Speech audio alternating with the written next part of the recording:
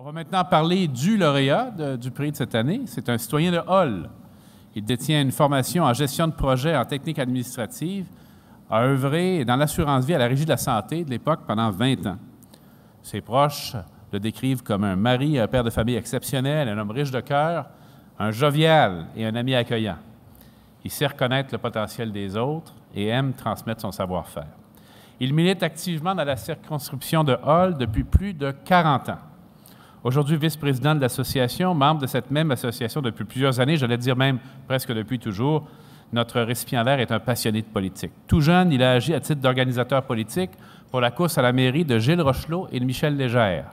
En 1986, il a organisé la campagne de Denise Gagné pour sa course au conseil municipal. Il va l'accompagner jusqu'en 1999.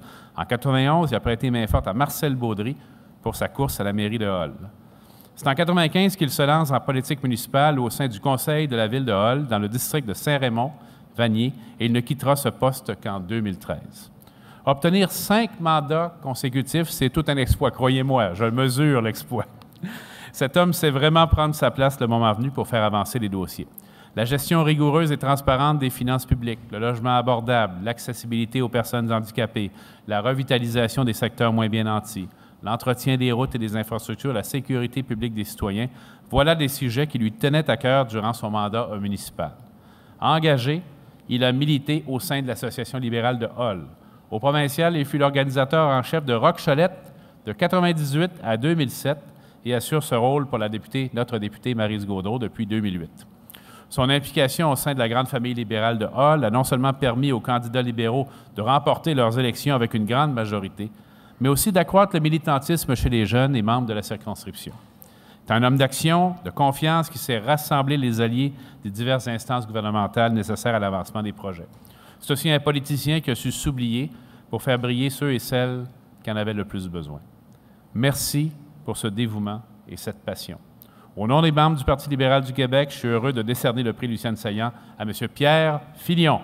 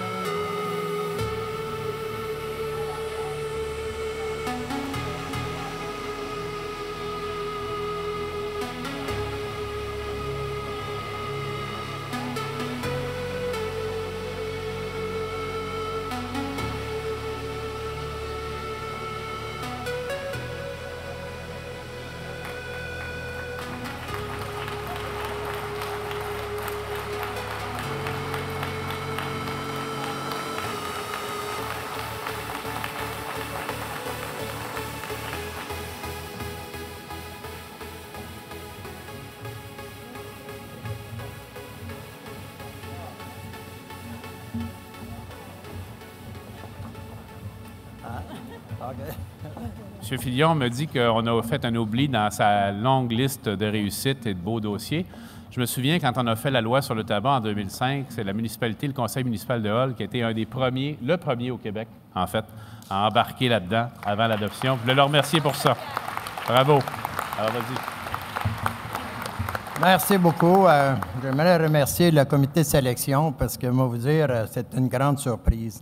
Je ne m'attendais pas à ça du tout parce qu'il y a tellement de gens impliqués dans tous les partis, surtout dans le Parti libéral, qui le méritent.